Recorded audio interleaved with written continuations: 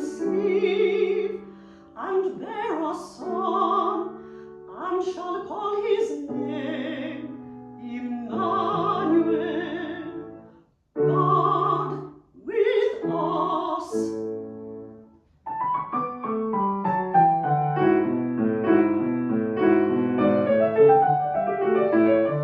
O thou that tellest good tidings to Zion, get thee up into thy mountain. O thou that tellest good tidings to Zion,